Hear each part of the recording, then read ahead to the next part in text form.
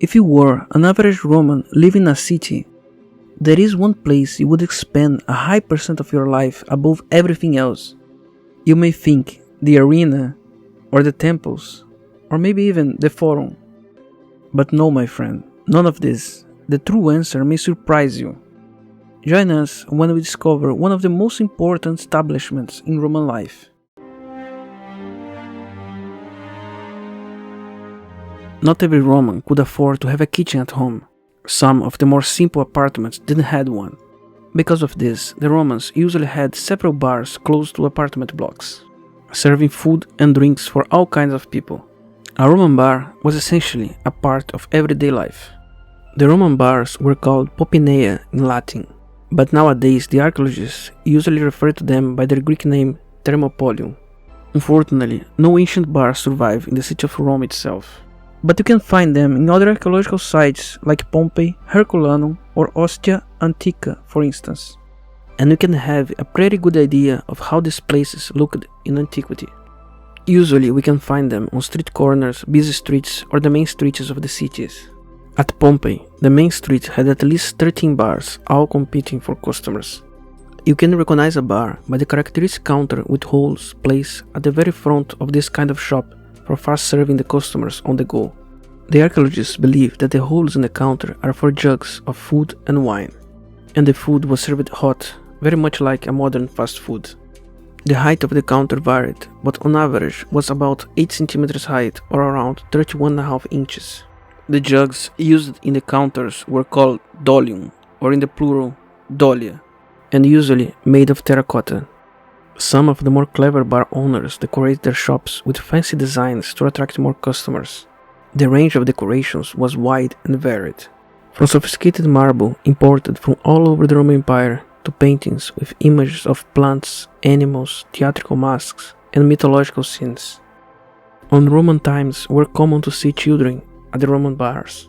The counters usually were not set up for children to use them, but one of Pompeii bars had an example of small step stairs used by kids to reach the counter.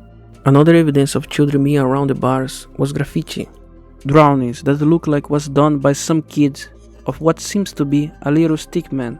Most of the bars have the kitchen built in the counter or placed at the doorstep to help expel the smoke and send the aromas of the cooking down the streets. The Roman bars had different sizes and shapes. Some of them were very small and only allowed the customer to stand, while others would offer a more leisure experience with stools and tables, and making them more closely related to nowadays restaurants.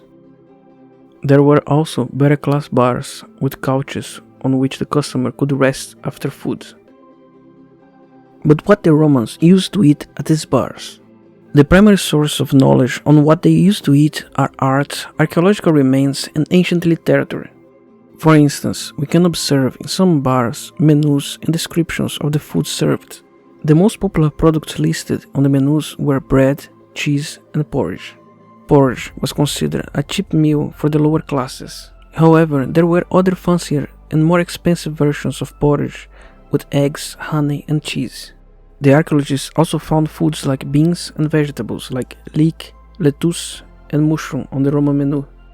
For their meat, they ate sausages, pork, poultry, veal, mutton, and wild game such as rabbit or boar. Beef was not popular with the Romans, and any farm meat was a luxury. The Romans also ate a variety of seafood that could be eaten fresh, dried, salted, smoked, or pickled. In fact, a fish sauce named garum, made from matured whole small fish or the interior of larger fish, was an extremely popular method of flavoring the foods. After the meal, they used to drink wine or water.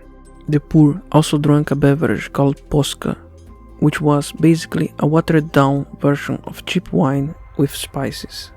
Beer was only consumed in the northern provinces of the empire. Fruit juices weren't popular, and milk was considered uncivilized and was mainly used to make cheese or butter. The popular Roman wine was more potent than the wine we drink today. Usually, it was mixed with cold or warmed water in a proportion to 3 parts of water and 1 part of wine. Wine was the main drink for everyone, even the kids could drink wine. The Romans had a variety of choices of wines which the quality varied on their price. One of the most famous and most expensive wines in the 1st century was the Falernian wine. It costed 4 asses, a type of Roman coin. A regular soldier usually earned 10 coins per day at a time. By drinking Falernian wine daily, it could take a good chunk of his salary. We can find frescoes from Herculanum and Pompeii which mentions the famous Falernian wine. In Pompeii there is a motto engraved in the walls. You can drink for 1 coin, if you give 2, you drink better, if you give 4, you drink Falernian. The Romans often added various spices to their wine, such as pepper, honey, or cumin.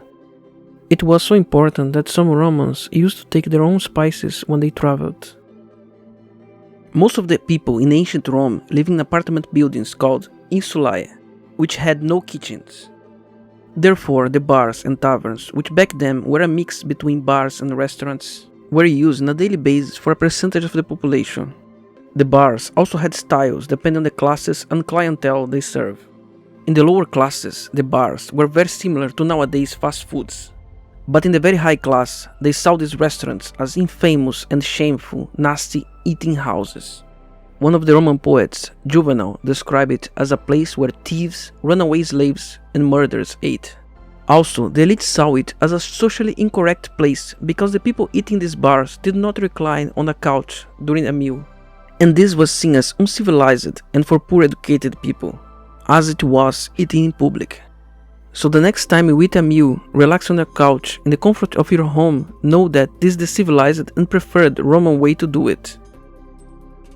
The Roman laws forbade gambling, and the reason behind this prohibition was that gambling was intrinsically connected with the bars. According to ancient writers, such games might result in a fight between the 2 players, and because of this, gambling was often connected to violence and riots. Many sources suggest that the Roman bars were mainly places for men. The women seen in illustrations on some frescoes tend to be barmaids rather than customers. The Roman law allowed prostitutes to work from brothels, taverns, and bars. And because of this, a woman who entered in a bar could be branded as a prostitute. So, a respectable woman would never go near the bars. Despite opposing opinions given by the aristocrats, the bars provided highly needed refreshments and food to many. They were the places where the lower classes of the society could gossip, socialize, interact, and maintain a general well-being. In a way, serving the masses the same purpose that the forum serves to the higher classes. The bars played a significant role in the Roman world, and their importance cannot be understated. If you enjoyed the video, do like the Romans do and give us a thumbs up. We make videos about ancient history and discoveries, and if you wanna know more, subscribe to our channel. And don't forget to hit the bell icon to stay updated in our future videos. If you wanna help the channel, feel free to share this video on Facebook, Reddit, and other social media. We thank you. As you know, Rome wasn't built in a day. Thanks for watching. Tibi Gratias Pro Vigilabo.